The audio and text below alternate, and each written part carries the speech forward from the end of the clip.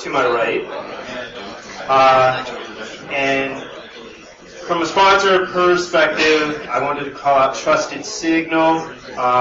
They have given a lot of little things.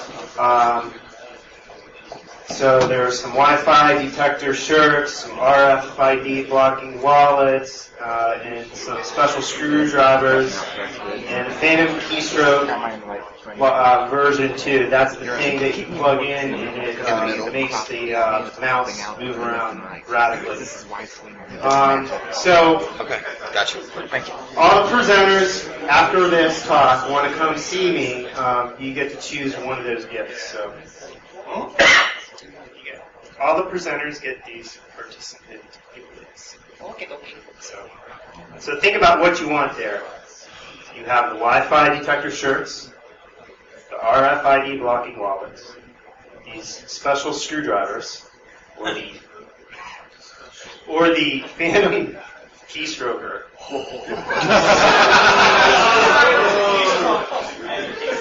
I don't know, the Wi-Fi detecting shirts with the Phantom keystroke is the tough choice there.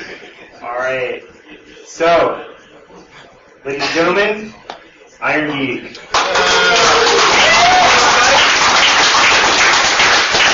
As I've always been introduced, my name is Adrian Crenshaw, and my presentation tonight is Funnypots and Skiddy baiting, screwing with those that screw with you. First of all, a little bit about me. I run a website called IronGeek.com. Anybody ever been there?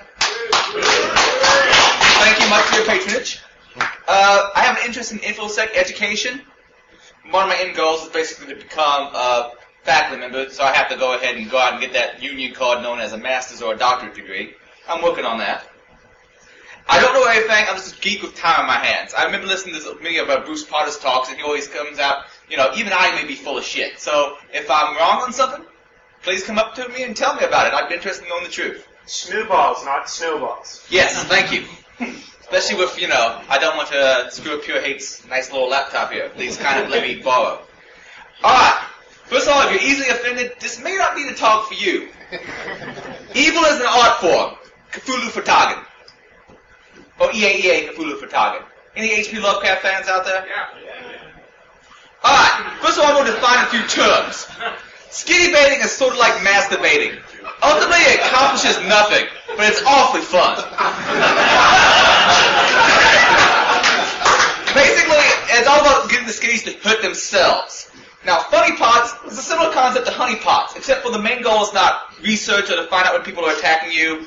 It's to have fun at their expense. And I'm going to show you some Funnypots as time goes on. People might ask, is this hacking back? Well, in theory, this is closer to being booby traps and not the kind you see on 4chan. Different type of trap, different type of booby. So, really, they're hurting themselves. I don't really think they have a legal leg to stand on mostly, but I'm not a lawyer, so some of these things definitely are a little extra shady, but oh so fun. Alright, first of all, we got to come up with ideas for how we can trick attackers into hurting themselves. And I want to do a longer version of this talk at some point in time, so by all means, email me if you have ideas, and I'll be sure to put your name in the credits on the slides if I use it in a longer version of this talk.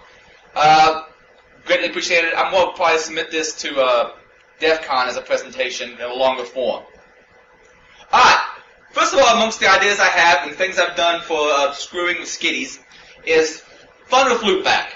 Now, this is the old classic. I think the first time I ever heard this concept was someone was on IRC and they said something like, hey, you're a big tough man behind ROC, tell me your real IP address and I'll hack you. Say, oh yeah, sure, it's 127.0.0.1. Which, anybody who's familiar with TCP IP, that's commonly a loopback address. Talks to yourself. But the thing that people don't necessarily know is that any 127 number is loopback. So, people say 127.0.0.1, they know what it is, but you obfuscate it like, if you go to IronGeek, or if you go to hackme1.irongeek.com, that maps to 127.13.43.22. That's a little less obvious instantly looking at it. So people will, you say, yeah, you can hack me. Yeah, hack this. Sorry. Sorry about that. So good, you get to see it twice. And I haven't even been drinking at this con yet. Alright, few choice quotes, and I posted this when I had forums, and this person responded in this way. I have to think that this came off too perfect. This guy had to be in on the joke. But to read a few of the quotes, because you meant me to read them back there, when I said you can hack my boxes, he said, I'm hitting this box with everything I've got. It seems to be locked down pretty tight, but I think I found a way in now. He's running Linux. In fact, Ubuntu, just as I am. So this gives me an edge. Wonder if I'll just do a rm-rf/ right away or something more sophisticated, like slowly corrupting files on his drive. And he asked me for permission. I'm saying, yeah, sure, go for it. Thanks, I've set a cron job to start overwriting the files with dev random exactly noon tomorrow. Moo-ha-ha-ha-ha-ha. This guy had to be done the joke, because this is just too perfect. IronGeek, I thought you said I could hack your box. Mere seconds before the cron job was to start, I said I couldn't log into my own box anymore. Did you hack me in return? That's pretty low. All my files are gone too. Please, if you have them, restore them. I've got tons of memories in there. I'm sorry I mocked you. I'll do anything you want if you'll restore my computer. I freely admit you're a much greater hacker than me. Just restore the files, okay? Let's just call it quits. I don't want to have to bring the law into this. So how will it be? Yeah, that's a little too perfect. But it was still a fun joke to play on people. I think that was an April Fool's joke a few years back.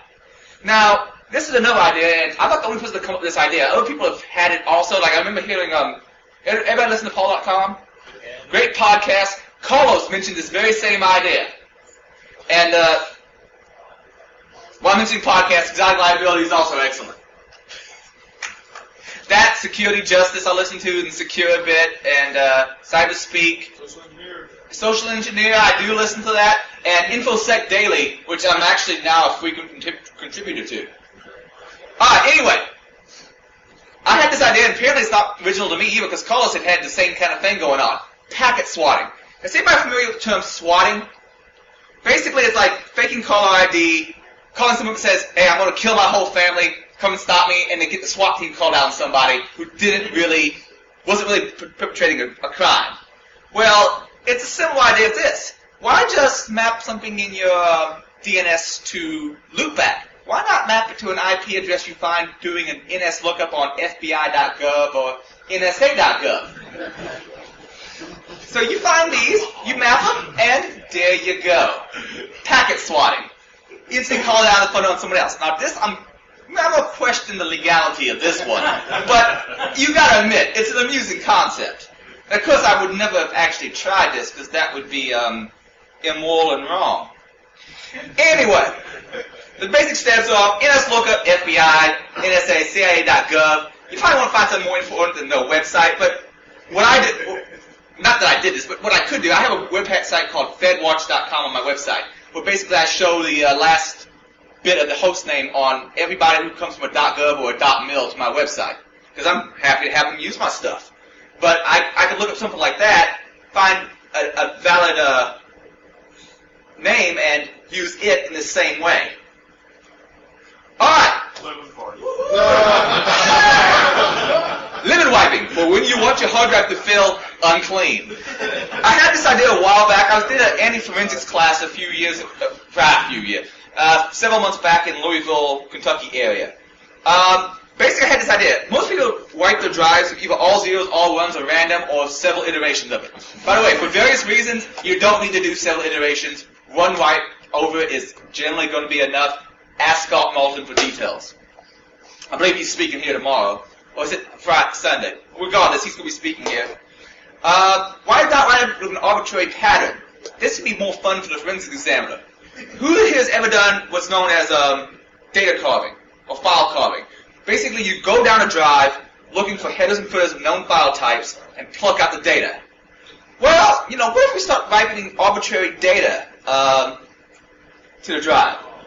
So, it's time for a little lemon party.